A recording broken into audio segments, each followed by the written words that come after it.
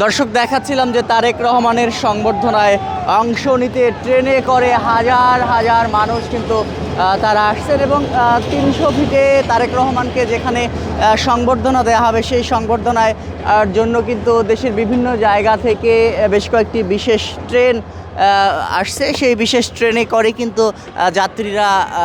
তারা এখানে অবস্থান করবেন এবং তারা মূলত এই তারেক রহমানের যেখানে তাকে গণসংবর্ধনা দেওয়া হবে সেই গণসংবর্ধনায় অংশ নেবার জন্য দেশের বিভিন্ন জায়গা থেকে ট্রেনে করে আসছেন। যেমনটি বলছিলাম এবং যেমনটি দেখাচ্ছিলাম যে ট্রেনে করেও হাজার হাজার মানুষ তারা কিন্তু তারেক রহমানকে বরণ করে নেবার জন্য দেশের বিভিন্ন জায়গা থেকে আসছেন এবং তারা এই বিমানবন্দর রেলওয়ে স্টেশনে নামছেন এবং এখান থেকে ৩০০ ফিটে তারেক রহমানকে যেখানে গণসংবর্ধনা দেওয়া হবে সেই গণসংবর্ধনায় কিন্তু অনেকে পায়ে হেঁটে যাচ্ছেন এমনটি কিন্তু আমরা দেখতে পাচ্ছি। এবং এই তারেক রহমানের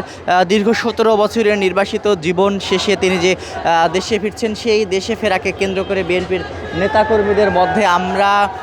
যেটি দেখছি উল্লাস উদ্দীপনা, তারা কিন্তু বেশ উল্লাস উদ্দীপনার মধ্য দিয়ে বেশ কয়েকদিন থেকে তাদের নেতাকে বরণ করে নেবার জন্য রাজধানী ঢাকা সহ দেশের বিভিন্ন জায়গায় উৎসব আনন্দ মিছিল করছেন, স্বাগত মিছিল করছেন। এই মুহূর্তে বিমানবন্দর রেল স্টেশনে রয়েছে এবং বিমানবন্দর রেল স্টেশনে আপনাদেরকে দেখাচ্ছিলাম